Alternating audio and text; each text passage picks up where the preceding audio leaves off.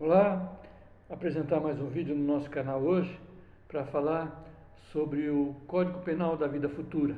Código Penal da Vida Futura. Esse material foi sacado lá do livro Céu e Inferno, uma das obras da codificação espírita feitas por Allan Kardec, transmitida pelos espíritos através de médiuns. E nesse tópico, então, nós devemos considerar a imortalidade da alma. E considerando a imortalidade da alma, o Espiritismo, então, não vai apresentar para a gente um Código Penal da Vida Futura assim, do nada, né? Porque os ensinamentos do Espiritismo têm, na observação dos fatos, alguns pontos que se explicam, e se explicam por si mesmos. E cabe, naturalmente, a nós outros estarmos atentos a esses dizeres. Pois a alma, ou o espírito, ela sofre na vida espiritual as consequências de todas as imperfeições que não conseguiu corrigir na vida corporal, que é esse laboratório para o espírito, é a reencarnação. Porque toda imperfeição é causa de sofrimento, isso a gente sabe disso, né? Tudo que é imperfeito causa algum tipo de dor, algum tipo de sofrimento. Do mesmo modo que toda perfeição adquirida é fonte de satisfação e mesmo de atenuante de sofrimentos.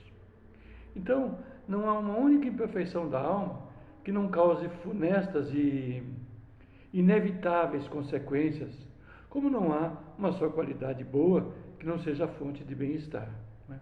Assim, a lei do progresso é assim o indicativo de que Deus não repudia nenhum dos seus filhos, absolutamente nenhum. Antes, recebe-os em seu seio à medida que atinge ou que nós atingimos a perfeição, deixando a cada qual de nós, então, o mérito das nossas obras, pois que a alma, ela traz consigo o próprio castigo ou prêmio.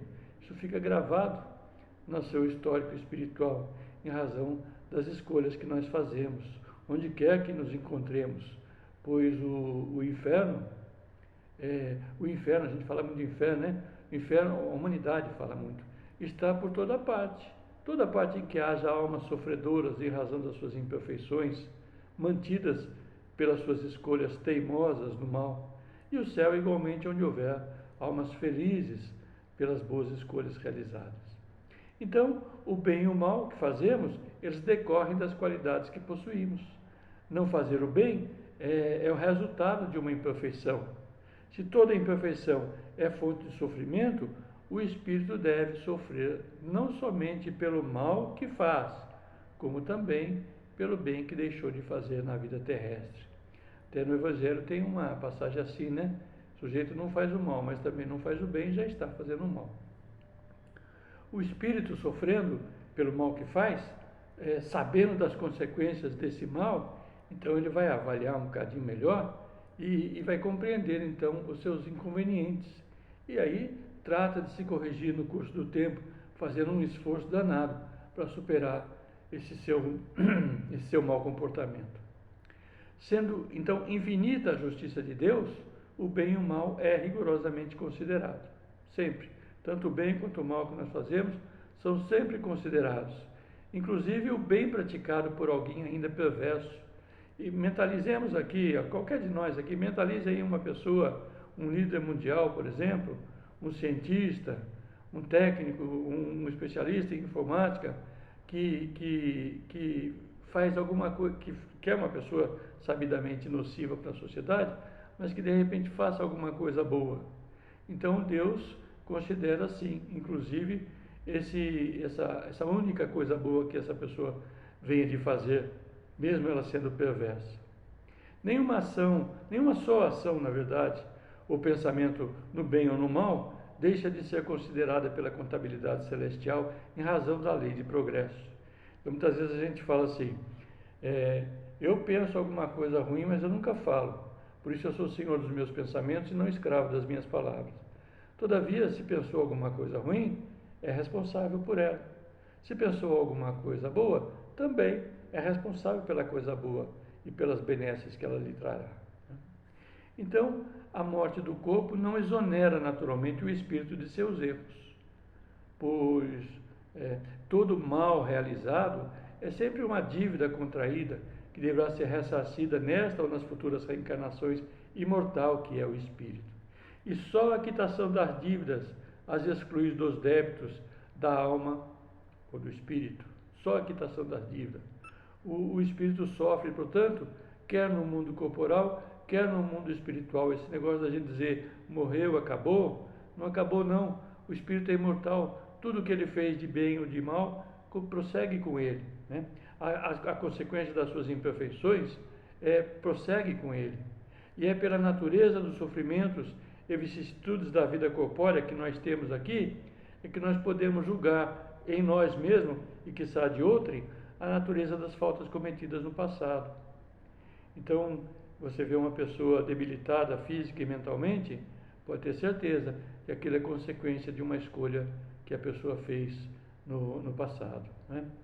Então, é pela natureza do sofrimento e das vicissitudes que a criatura passa na vida corpórea que se pode julgar, então, a natureza das faltas cometidas no passado, bem como as imperfeições que as originaram, não só o resultado, né?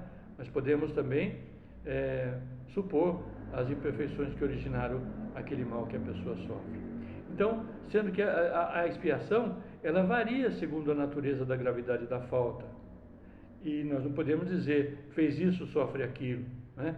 Porque pode a mesma falta determinar expiações diversas, de acordo com o histórico espiritual de cada um de nós, conforme as circunstâncias, então, atenuantes ou agravantes desse histórico em que o mal ou que o ato tenha sido cometido. Então, não há regra absoluta, nem uniforme quanto à natureza e duração das penas. E para o espírito imperfeito, elas parecem eternas.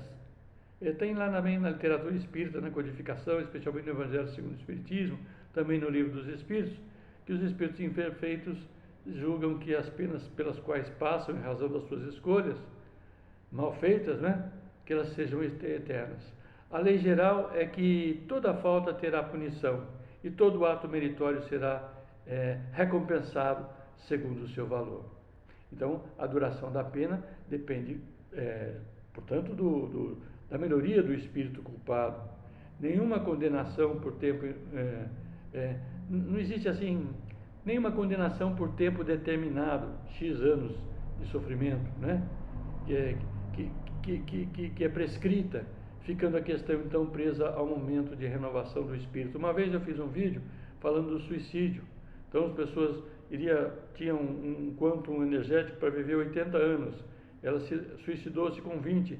Ela vai sofrer mais 60? Sim, na contabilidade celestial ela vai sofrer os outros 60 anos que lhe faltavam para cumprir o seu desiderato. Todavia, o espírito é um ser pensante e no curso desse tempo ele pode modificar-se, ele pode entrar numa nova sintonia, uma sintonia que lhe seja benéfica, e então esse tempo será diminuído. Quem tem dúvidas disso, leia lá o livro Nosso Lar, no qual não só as orações da mãe do André Luiz em seu favor, enquanto ele se encontrava nas regiões de dor, mas também as reflexões que ele fez da sua própria vida, tiraram-no dessa região de dor antes do tempo predeterminado para que ele lá ficasse. Predeterminado em razão do tempo que lhe faltava de vida. Fique bem claro isso para que não pareça contraditório o que nós acabamos de falar. Pois o que Deus exige, na verdade, por termos de sofrimentos, é um melhoramento da criatura e sua volta ao bem. Por isso é que somos os árbitros da nossa própria sorte. Nós somos os árbitros da nossa própria sorte, podendo prolongar o sofrimento pela pertinácia no mal ou suavizá-lo e anulá-lo pelas práticas do bem. Porque a lei divina, ela só pune o mal enquanto ele existe. Deixou de existir a causa, deixa de existir o efeito, que no caso é a dor. Do contrário, as penas seriam eternas, né? E nós já dissemos que as penas não são eternas. E o progresso, então, se fosse eterno, deixaria de ocorrer, e a cada um, disse o Cristo Jesus, nós precisamos premiar, disse assim Jesus, a cada um segundo as suas obras, no céu ou na terra. Para resumir, no céu ou na terra, porque o Espírito é imortal. Tal é a lei, tal é a justiça divina. Tal é a lei, tal é a justiça divina. Então, esse vídeo de hoje fala do Código Penal da Vida Futura, que está diretamente ligado às nossas escolhas e ao nosso comportamento. A mudança de comportamento para melhor, naturalmente, atenua os males que fizemos e, por certas feitas, até o anula. Compartilhe aí esse nosso vídeo. É um vídeo muito importante, é um tema muito importante para as explicações do Espiritismo. Passe aí para os seus amigos espíritas, para que eles possam ver o vídeo também, se já conhecem o assunto, refletir sobre ele, se não conheciam, da mesma forma, pesquisar e trabalhar isso em si mesmo. Compartilhe então o nosso vídeo. Se quiser fazer um comentário, pode fazer, deve fazer inclusive. E no mais, nós vamos adiante, sempre adiante, porque essa é a nossa destinação, e sempre em frente, até alcançar a nossa natureza, ou transformar a nossa natureza em espíritos puros, para que nós possamos então conhecer a face de Deus e, em consequência disso, poder servi-lo conscientemente. Vamos adiante.